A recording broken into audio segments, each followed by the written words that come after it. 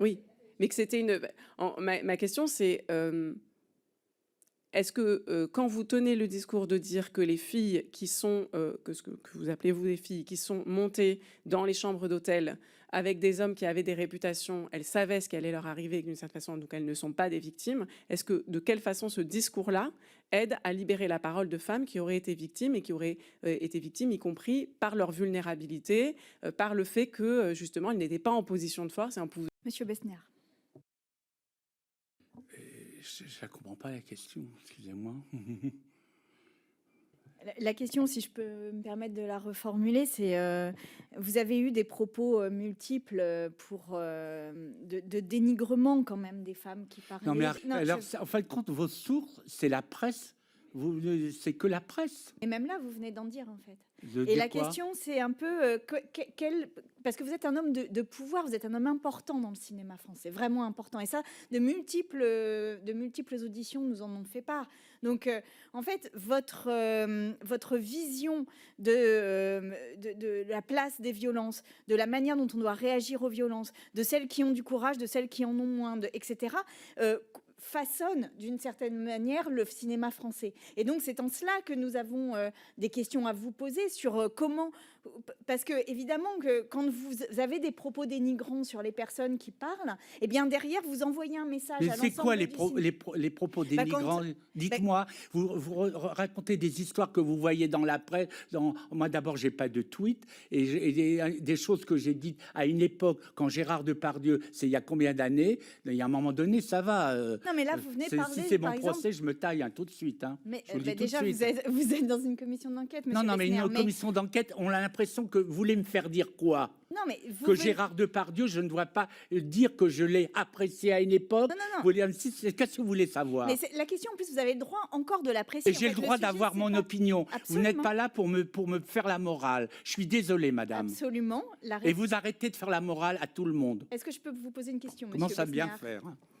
Je peux vous poser une question, monsieur Oui. Besnéard, en tant que présidente de cette commission? Oui. Merci. Donc, vous venez de dire de Charlotte Arnoult que... Mais Charlotte Arnoult, je ne sais même pas qui c'est. Très bien. Alors. Très bien. Donc, Madame Charlotte Arnoult, vous dites son père connaissait Gérard Depardieu, donc vous laissez la suspicion. La suspicion sur les motivations pour lesquelles elle est allée chez Gérard Depardieu. Moi, la question que je ne sais pas. C'est ça qui vous intéresse dans le truc MeToo, c'est que Gérard Depardieu? Non, puisque je viens de. Si, vous ne parlez que de Gérard Depardieu. La question que je souhaite vous poser, monsieur Besnéard, c'est que quand vous avez, on peut parler de, en effet, monsieur Doyon. Quand vous parlez, votre parole a de l'importance. A de l'importance. Pas tellement, parce que... Si, elle en a. Elle en a. Elle en a sur le monde du cinéma, elle en a sur les acteurs que vous connaissez, elle en a sur les réalisateurs avec lesquels vous travaillez, elle en a sur le monde de la production, elle en a. Votre parole, elle a de l'importance, elle a du poids.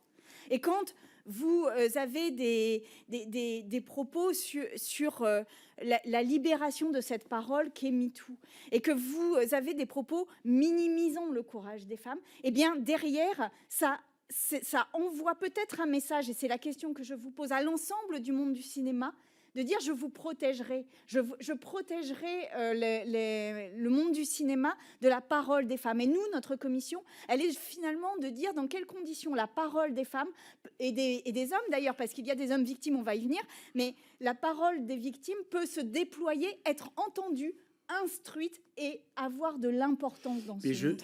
Je comprends ça, mais ça fait quand même 10 minutes qu'on parle de la même chose. Ça veut dire que quoi? Je pense que MeToo est inutile. Ça va, franchement, j'ai jamais dit ça. Mais le problème, c'est que vous voulez réduire des choses par des petites phrases. C'est quelque chose... Alors que, excusez-moi, s'il y a bien quelqu'un qui est féministe, c'est moi. Hein? Je peux vous le dire, toutes les personnes vous diront que je traite les femmes comme personne. Comment se fait-il que j'ai eu toutes les actrices quand j'étais agent, que là sur le festival d'Angoulême, je mets toujours en avant devant les actrices. J'ai fait un jury que de femmes à une époque où MeToo n'était pas. Et quand je vous dis que pour moi MeToo, ça a commencé avec l'affaire de choses secrètes. Voilà, et ça, MeToo, ça n'est pas venu que depuis qu'on en parle aux États-Unis. En tout cas, moi, je me suis rendu compte que ce jour-là, Quand j'ai su cette histoire avec Brissot, ce que j'ai vu, ce qu'il faisait, je me dis, c'est là pour moi, ça a été décisif. Monsieur le rapporteur. Rassurez-vous, on a fait beaucoup d'auditions, on a vu beaucoup de monde et on se pose un certain nombre de questions. Moi, je voulais vous poser des questions sur un de ce qui a été de votre vie, votre deuxième, si j'ai bien compris, quand vous étiez agent, et de savoir aujourd'hui un petit peu comment est structuré le secteur économique de la représentation artistique. Une question qu'on se pose, c'est de savoir s'il y a assez de concurrence dans ce secteur. Est-ce qu'aujourd'hui, un talent qui est mécontent de son agent peut facilement en trouver un autre? Est-ce qu'aujourd'hui, on peut se passer de travailler avec les deux grands leaders qui sont Adéquat et U2BSA? Voilà. Et je savais plus comment on disait. Voilà. UBBA, pardon. Et par rapport à votre expérience, est-ce que vous pouvez nous dire si aujourd'hui une agence, elle peut négocier l'embauche d'un ou plusieurs talents sur des rôles secondaires en échange d'un talent de premier plan? C'est-à-dire, est-ce que ce sont des pratiques qui peuvent se faire? Par exemple, quand on voit sur le film L'Amour ouf, la plupart des talents sont représentés par la même agence qui est Adéquate, et idem pour Monte Cristo. Et donc la question que je vous pose, c'est aujourd'hui, est-ce que le métier d'agent est suffisamment concurrentiel et suffisamment libre de pression économique pour qu'un acteur puisse... Avec Bruxelles, je ne sais plus comment, et il y avait, c'était assez contrôlé. C'est vrai qu'on ne pouvait pas être agent si on avait un casier judiciaire compliqué. On ne pouvait pas être agent. Il y avait une enquête de moralité, une enquête même par rapport à pouvoir tenir une économie d'une agence. Et puis avec Bruxelles, il n'y a plus de loi, et que c'était un peu la liberté totale. Et donc ça a créé un peu, moi je trouve beaucoup de nouvelles agences sont arrivées, mais sans vraiment avoir de fondation. Et c'est vrai qu'il y a une concentration.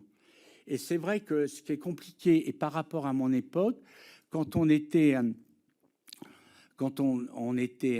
des jeunes agents indépendants, eh bien, ils pouvaient garder leurs clients parce que moi, il y avait plein de petites agences qui vivaient très bien. Et maintenant, elles ont du mal à vivre parce que des fois, justement, il y a des grandes agences qui quelquefois... Les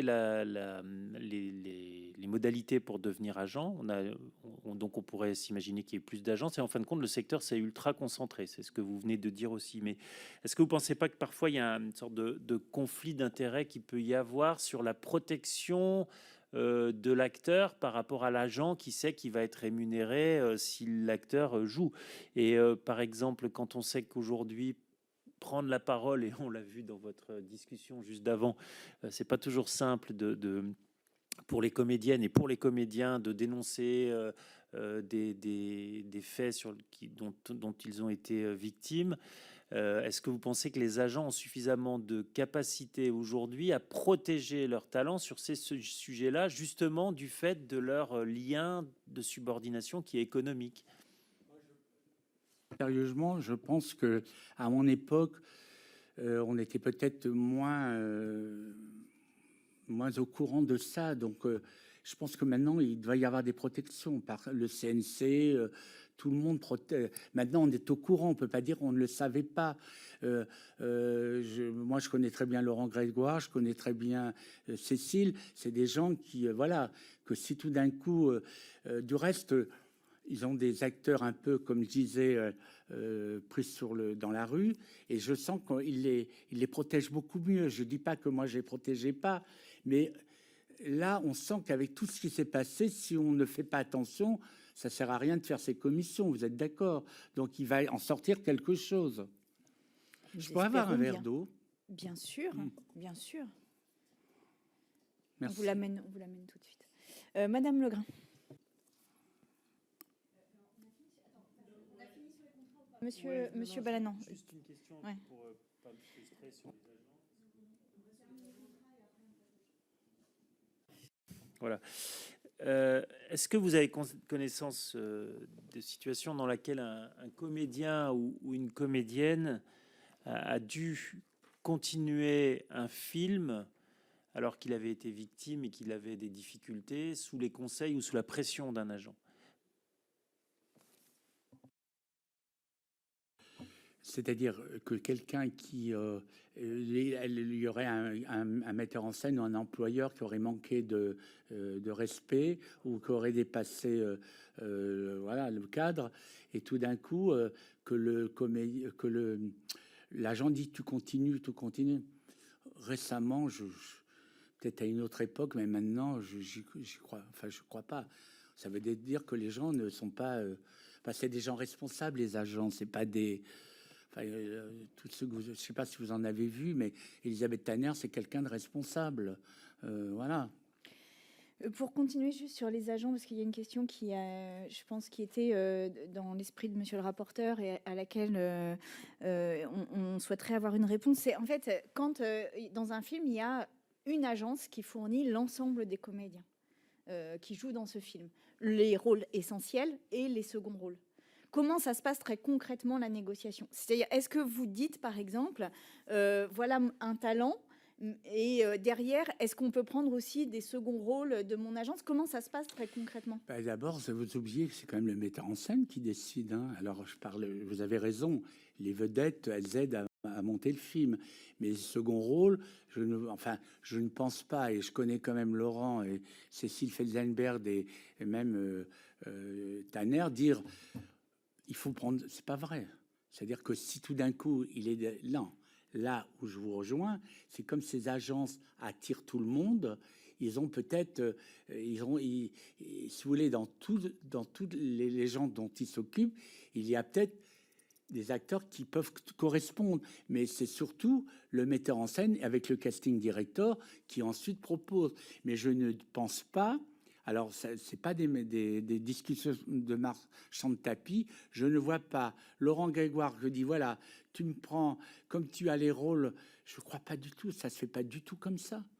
Non, mais est-ce qu'un agent de casting non, il y a deux choses. Il y a agent et casting. Non, pardon, un directeur de casting, est-ce qu'il a contact avec plusieurs agents de... Ah ben bien sûr. D'accord. Si vous allez demain, on fait votre vie, chère Madame la Présidente.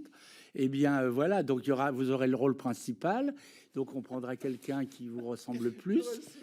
Et puis, et dans les seconds rôles, les gens que vos partenaires ou vous mis en place récemment, et puis de préconiser des choses.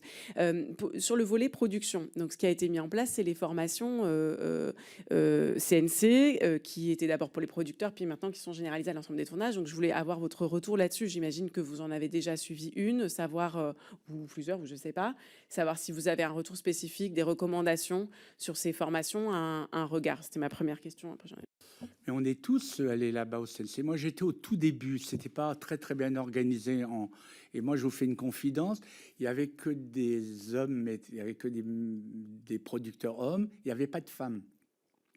Et là, et je trouvais que les films étaient bien. La présentation de la dame qui faisait ça, on sentait que c'était pas au point. Mais par contre, les films présenté était bien, le montage, les fêtes de fin de film, donc c'était bien. Et moi, je pense que depuis, tout le monde a fait cette initiation et c'est très bien. Et même moi, j'ai le Festival francophone d'Angoulême, on l'a fait, et tant mieux. Madame Legrain, vous aviez une deuxième question? Oui, sur les autres préconisations, est-ce que vous avez un regard sur la question des coordinateurs et coordinatrices d'intimité, par exemple, qui est un rôle qui se développe? Est-ce que vous avez été amené à travailler avec des coordinateurs, coordinatrices d'intimité? Et puis la question du rôle des référents, je mets tout d'un coup parce que vu qu'il y a des problèmes de micro, les questions des référents VHSS, est-ce que vous avez déjà été amené en fait à réceptionner, parce que vous nous avez parlé d'un exemple antérieur où vous avez pris des décisions en tant qu'agent, mais est-ce qu'en tant que producteur, vous avez déjà réceptionné une alerte donnée par un référent ou une référente VHSS, et sur toutes ces procédures, est-ce que vous avez un regard à nous donner? Il faut dire qu'on ne tourne pas puisqu'on prépare le tournage de 10% qui se tournera. Donc là, on est en préparation. Et le dernier téléfilm que j'ai fait, c'était avec Marie-Christine Barrault, et il n'y a pas quelqu'un sur le plateau comme référent, ça ne serait pas possible. Mais rendez compte, voilà. Merci. Monsieur le rapporteur. Voilà, pardon. Bon, question un peu délicate. Vous aviez, dans un article au Télérama, suite à des accusations qui vous avaient été portées d'agression sexuelle, vous aviez déclaré: quand je faisais du casting, j'étais certainement entreprenant. Il a pu m'arriver de mettre la main sur la cuisse d'un beau garçon et qu'il me dise non.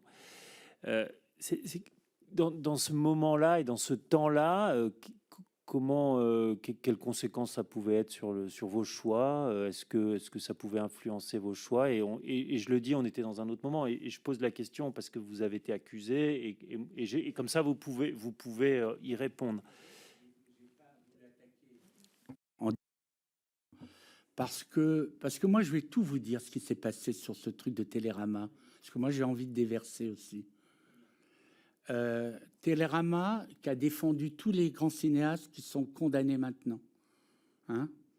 Moi, j'ai fait 50 ans que je fais ce métier, que j'ai senti qu'on faisait une enquête à Paris sur mon compte. Parce que moi, j'ai plein d'amis qui me téléphonaient.